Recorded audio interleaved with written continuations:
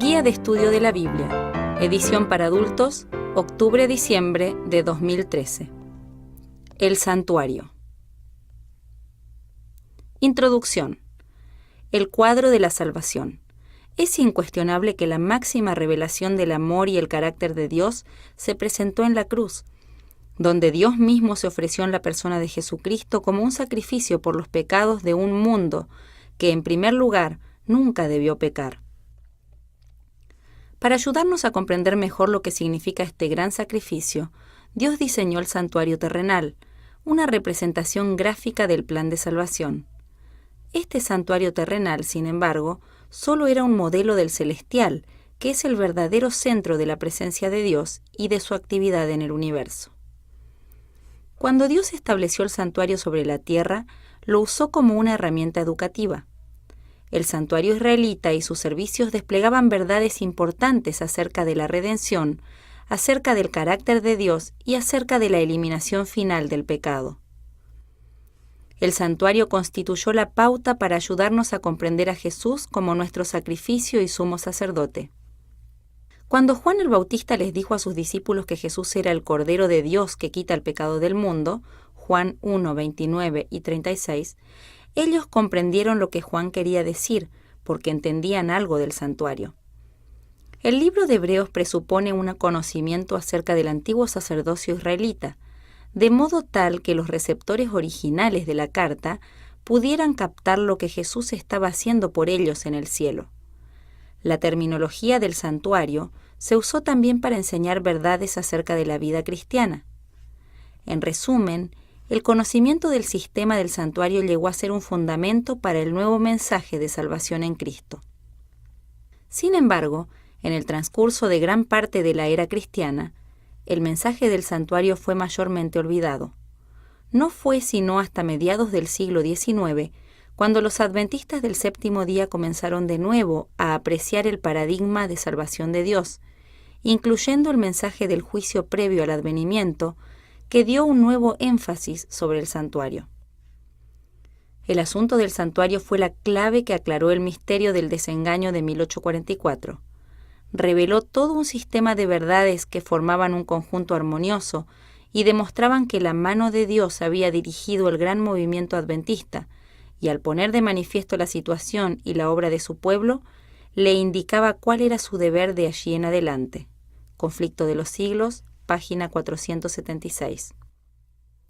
Como la clave para un sistema completo de verdad, el santuario y el ministerio sacerdotal de Cristo llegaron a ser la base para la fe adventista del séptimo día, y sigue siéndolo todavía.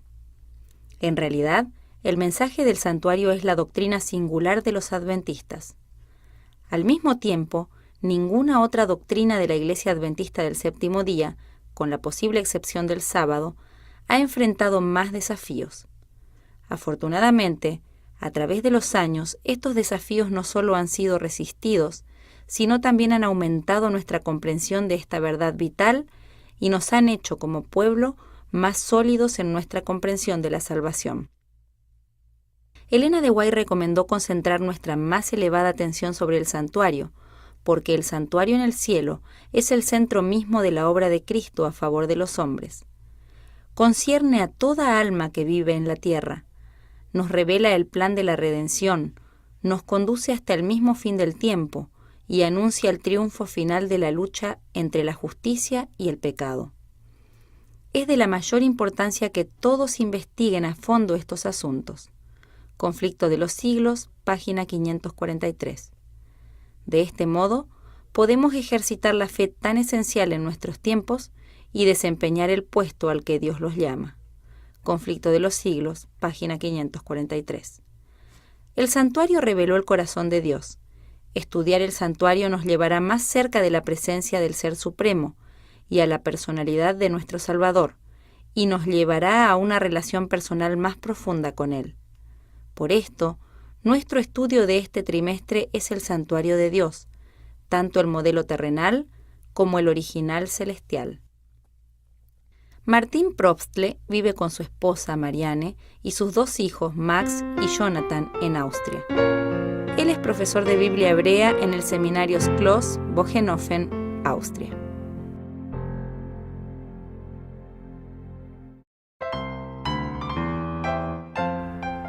Lección 1, para el 5 de octubre de 2013. El Santuario Celestial, sábado 28 de septiembre. Versículo para memorizar. Tú oirás en los cielos, en el lugar de tu morada, su oración y su súplica, y les harás justicia. Primera de Reyes 8:49. ¿Dónde vive Dios? La pregunta inocente de un niño de 6 años puede dejarnos perplejos. Esta pregunta fácilmente puede conducirnos a otras más difíciles, tales como, si Dios vive en un lugar, ¿cómo es posible que esté en todas partes? ¿O necesita Dios un lugar donde vivir? ¿O si Él no lo necesita, ¿por qué lo tiene? ¿O si necesita uno, ¿por qué lo tiene? Buenas preguntas, y dado lo poco que sabemos y lo mucho que no sabemos, no son fáciles de responder. No obstante, podemos contestarlas con lo que sabemos. Como adventistas del séptimo día, sabemos por la Biblia que Dios mora en el cielo, que está obrando activamente en nuestro favor allá arriba y que el centro de su acción está en el santuario celestial. La Escritura es clara. El santuario celestial es un lugar real, y por ello podemos conocer verdades acerca del carácter y la obra de nuestro Dios. De este modo, el centro de la lección de esta semana es el santuario celestial y lo que Dios está haciendo allí por nosotros, porque lo que hace en el santuario en realidad es para nosotros.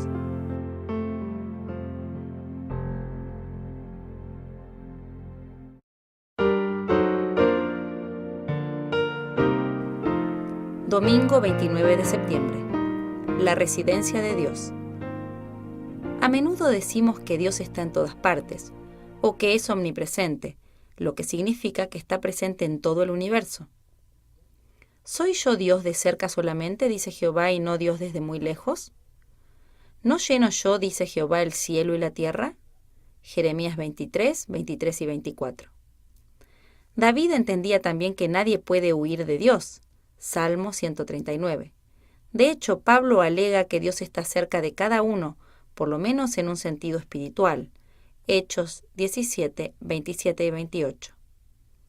Complementando el atributo de omnipresencia de Dios, está su existencia eterna. Dios no tiene principio ni fin. Salmo 92. Él siempre ha sido y siempre será. Judas 25. Escucha Primera de Reyes 8:49.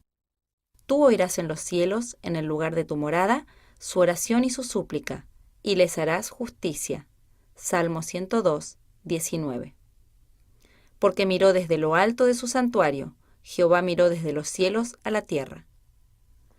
¿Qué nos enseñan acerca del lugar donde Dios mora?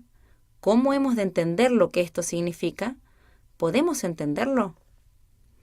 Las Escrituras están llenas de declaraciones alusivas a que Dios reside en el cielo. Primera de Reyes 8:30, 43 y 49. ¿Significa esto que Dios está más presente en el cielo que en cualquier otra parte? Obviamente, Dios mora en el cielo de una manera especial, su presencia es gloriosa y su santidad pura. La mayor manifestación de la presencia de Dios existe en el cielo. Hay una diferencia, sin embargo, entre la presencia general de Dios y su presencia especial. Dios está presente en forma general en todas partes. No obstante, Él elige revelarse en forma especial en el cielo y, como veremos, en el santuario celestial. Por supuesto, tenemos que admitir que estamos limitados en nuestra comprensión de su naturaleza física. Él es espíritu, Juan 4:24, y como tal, no puede ser contenido en ninguna estructura o dimensión, Primera de Reyes 8:27. Aún así, la Biblia presenta el cielo, Juan 14:1 al 3, y el santuario celestial como lugares reales, Hebreos 8:2, donde está Dios, Hechos 7:55, 56 y Apocalipsis 4:2 y 3. Tenemos que llegar a la conclusión de que el cielo y el santuario celestial son lugares donde Dios condesciende a encontrarse con su creación. Hay muchas cosas que son difíciles de comprender para nosotros, tales como la morada de Dios, aunque la Biblia dice que esa morada es real. ¿Cómo podemos aprender a confiar en todo lo que la Biblia nos enseña, no importa cuán difícil sea de comprender a veces? ¿Por qué es importante para nosotros aprender a confiar aún cuando no entendemos todo?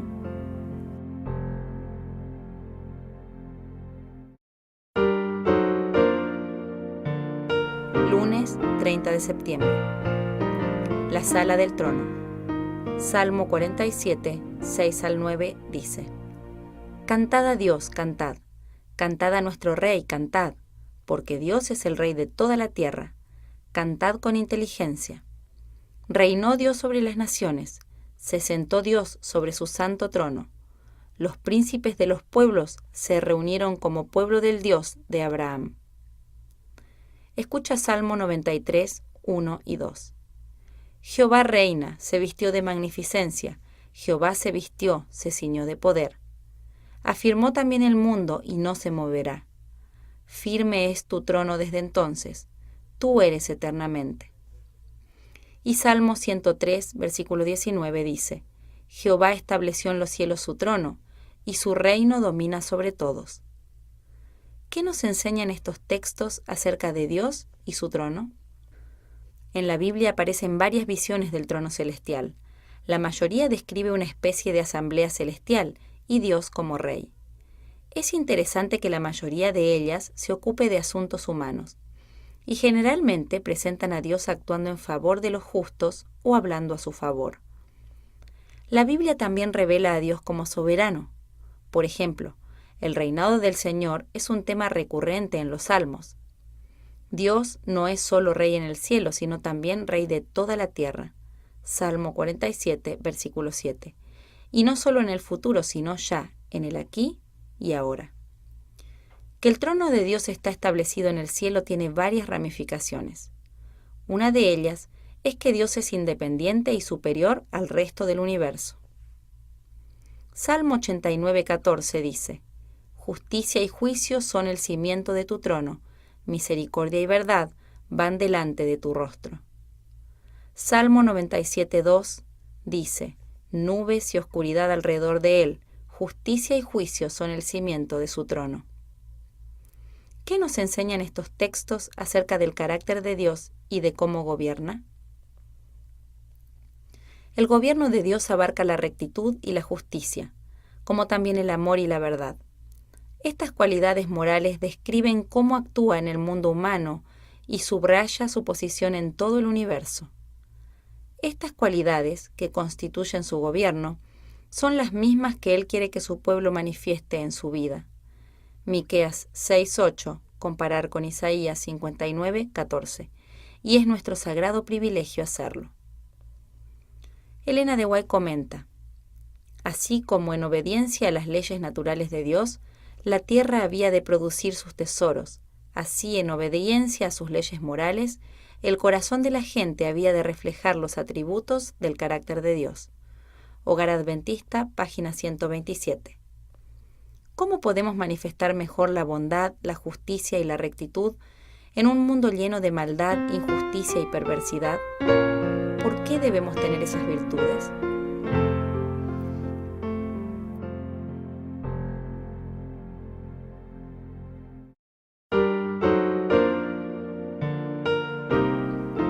Martes 1 de octubre. La adoración en el cielo.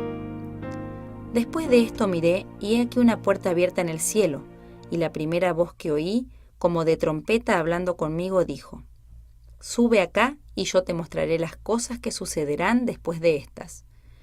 Y al instante yo estaba en el Espíritu, y he aquí un trono establecido en el cielo, y en el trono uno sentado. Y el aspecto del que estaba sentado era semejante a piedra de jaspe y de cornalina, y había alrededor del trono un arco iris, semejante en aspecto a la esmeralda.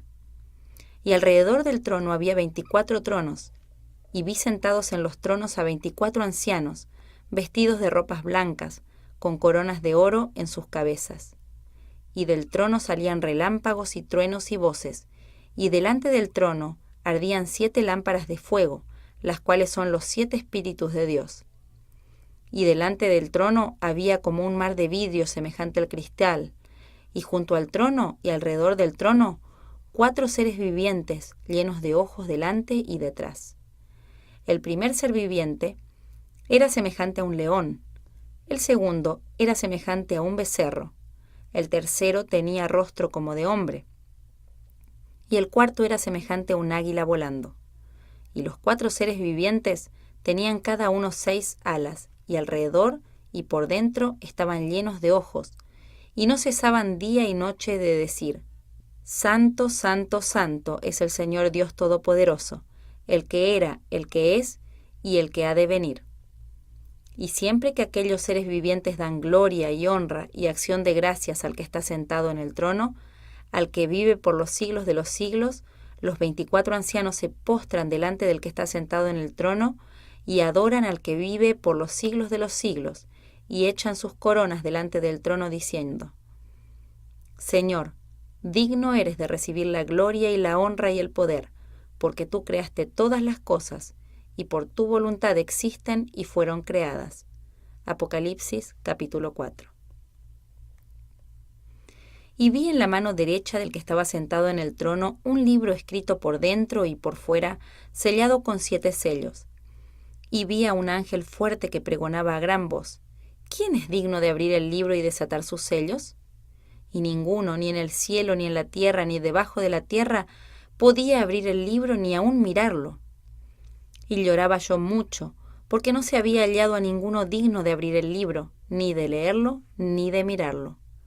Y uno de los ancianos me dijo: No llores. He aquí que el león de la tribu de Judá, la raíz de David, ha vencido para abrir el libro y desatar sus 7 sellos.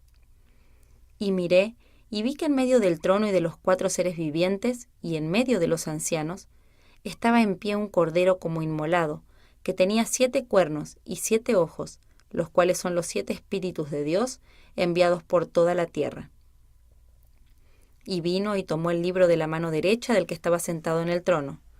Y cuando hubo tomado el libro, los 4 seres vivientes y los 24 ancianos se postraron delante del cordero. Todos tenían arpas y copas de oro llenas de incienso, que son las oraciones de los santos, y cantaban un nuevo cántico diciendo: Digno eres de tomar el libro y de abrir sus sellos, porque tú fuiste inmolado, y con tu sangre nos has redimido para Dios, de todo linaje y lengua y pueblo y nación, y nos has hecho para nuestro Dios reyes y sacerdotes, y reinaremos sobre la tierra. Y miré y oí la voz de muchos ángeles alrededor del trono, y de los seres vivientes y de los ancianos, y su número era millones de millones, que decían a gran voz: El cordero que fue inmolado es digno de tomar el poder, las riquezas, la sabiduría, la fortaleza, la honra, la gloria y la alabanza. Y a todo lo creado que está en el cielo y sobre la tierra y debajo de la tierra, y en el mar, y a todas las cosas que en ellos hay, oí decir: Al que está sentado en el trono y al Cordero, sea la alabanza, la honra, la gloria y el poder por los siglos de los siglos. Los 4 seres vivientes decían: Amén, y los 24 ancianos se postraron sobre sus rostros y adoraron al que vive por los siglos de los siglos. Apocalipsis capítulo 5. ¿Qué nos enseñan estos 2 capítulos acerca de la morada celestial de Dios? ¿De qué manera se revela también el plan de salvación en estos textos? La visión de la sala celestial del trono es una visión del santuario celestial. Esto se hace evidente por el lenguaje que se refiere al sistema religioso hebreo. Por ejemplo, las palabras para puerta y trompeta en Apocalipsis 4:1 aparecen a menudo en la Septuaginta, una antigua versión griega del Antiguo Testamento, con referencia al santuario. Las 3 piedras en Apocalipsis 4:3 son parte del pectoral del sumo sacerdote. Los 7 candeleros nos recuerdan el candelabro del templo de Salomón. Los 24 ancianos nos recuerdan las 24 divisiones de los sacerdotes para el servicio del santuario a lo largo del año y sus ofrendas de oraciones en los cálices de oro de incienso. Salmo 141:2. Todos estos versículos apuntan al culto de adoración en el Antiguo Testamento, que se centraba en el santuario terrenal. Finalmente, el Cordero inmolado de Apocalipsis 5 señala, por supuesto, la muerte expiatoria de Cristo. Cristo, el Cordero, es el único mediador de la salvación divina y es tenido por digno por causa de su triunfo. Apocalipsis 5:5, de su sacrificio, Apocalipsis 5:9 y 12, y de su divinidad, Apocalipsis 5:13. Comenta Elena de White: Cristo tomó sobre sí mismo la humanidad y entregó su vida en sacrificio para que el hombre, al llegar a ser participante de la naturaleza divina, tuviera vida eterna. Mensajes Selectos, tomo 3, página 159. Lo que vemos en estos dos capítulos centrados alrededor del trono de Dios es una descripción de la obra de Dios para la salvación de la humanidad. Además, podemos ver que esta obra se ha desarrollado delante de los otros seres inteligentes en el cielo, un tema clave en el motivo de la gran controversia. Piensa acerca de lo que significa que Cristo, como Dios mismo, haya tomado nuestra humanidad y haya muerto como nuestro sustituto, es decir, que sobre Él hayan recaído todos los males que hemos hecho y por los cuales debíamos ser castigados. ¿Por qué esta verdad debería motivar todo lo que hacemos?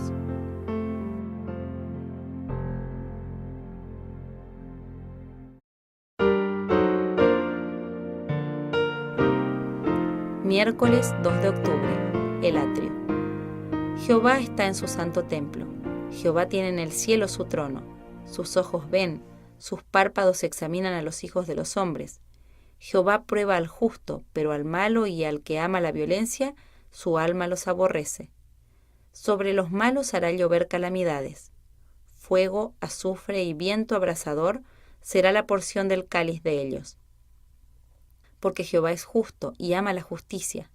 El hombre recto mirará su rostro. Salmo 11, 4 al 7. Ahora escucha Habacuc 2:20.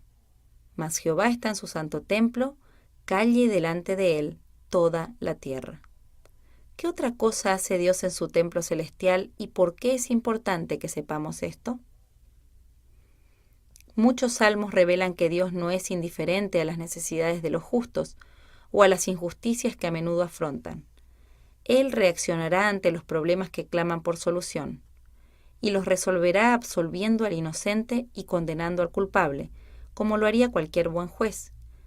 Cuando Dios juzga, la sala del trono llega a ser un tribunal, y el trono celestial el asiento del juez. El que está en el trono es el que juzga. Ver Salmo, capítulo 9, versículos 4 al 8.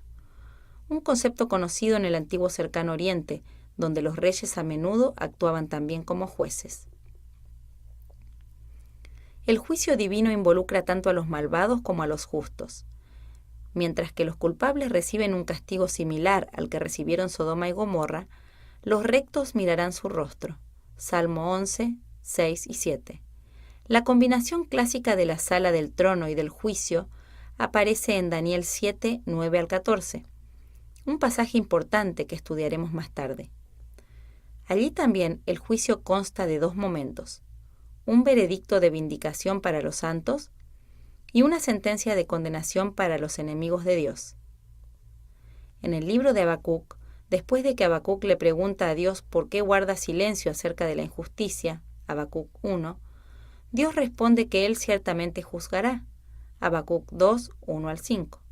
Mientras que los ídolos no tienen aliento o espíritu, Habacuc 2:19, el Dios creador está en su trono, en su templo, el santuario celestial, y está listo para juzgar. La apelación profética es: guarde toda la tierra silencio en su presencia, Habacuc 2:20. La actitud apropiada hacia el gobierno y el juicio de Dios es un silencio reverente y una conducta sosegada. El lugar en el que Dios revela su presencia y donde los seres celestiales lo adoran es el mismo lugar donde está realizando juicios justos para todos los seres humanos, el santuario celestial. Dios es justo y todas nuestras preguntas acerca de la justicia serán respondidas en el tiempo de Dios, no en el nuestro. Por mucho que clamemos por justicia, a menudo no vemos justicia en la actualidad. ¿Por qué entonces tenemos que confiar en la justicia de Dios? Sin aquella promesa, ¿qué esperanza tenemos?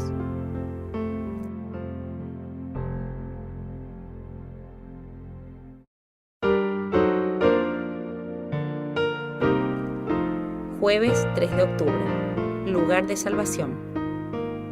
Ahora bien, el punto principal de lo que venimos diciendo es que tenemos tal sumo sacerdote, el cual se sentó a la diestra del trono de la majestad en los cielos, ministro del santuario y de aquel verdadero tabernáculo que levantó el Señor y no el hombre.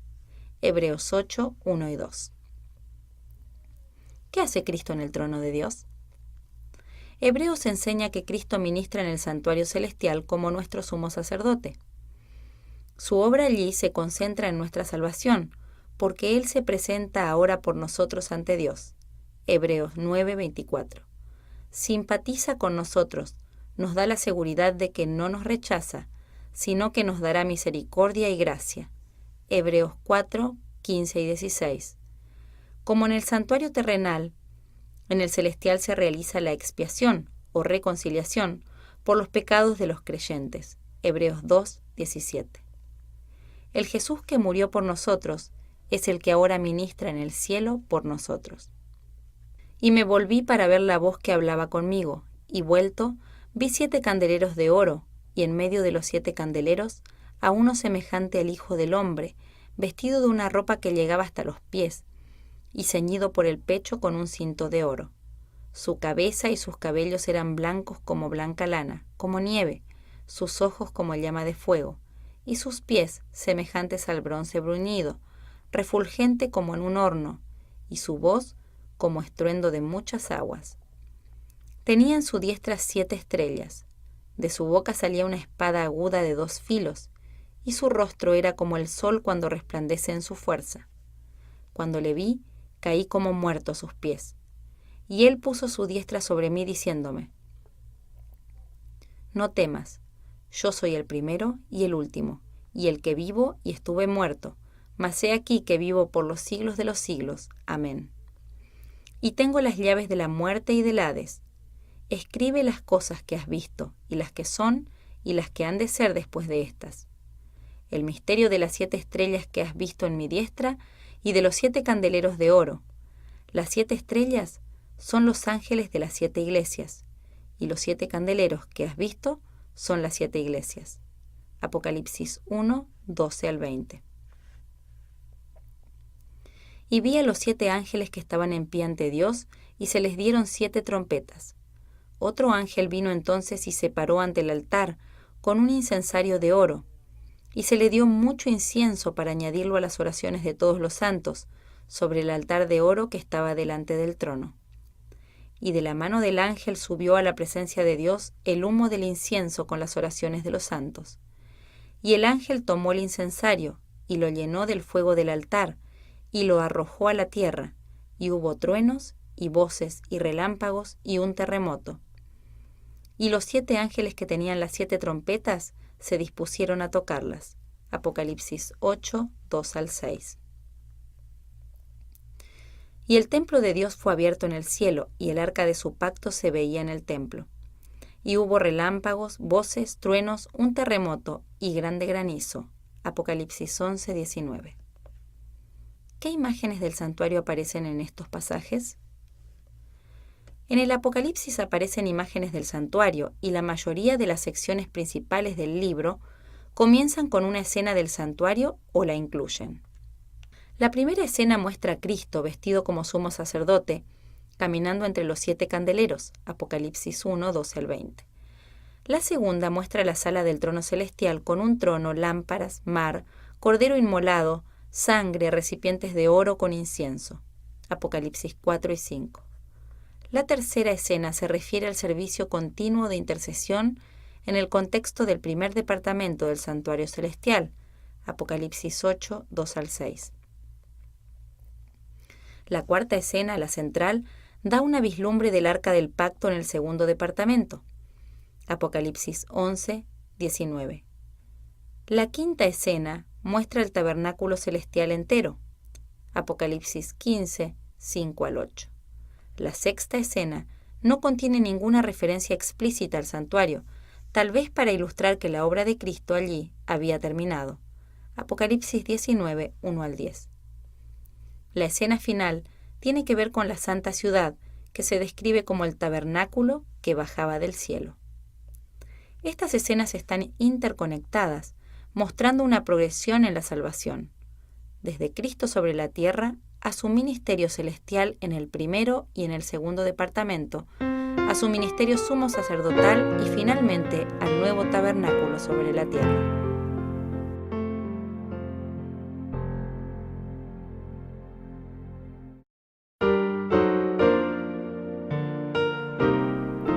Viernes 4 de octubre. Para estudiar y meditar.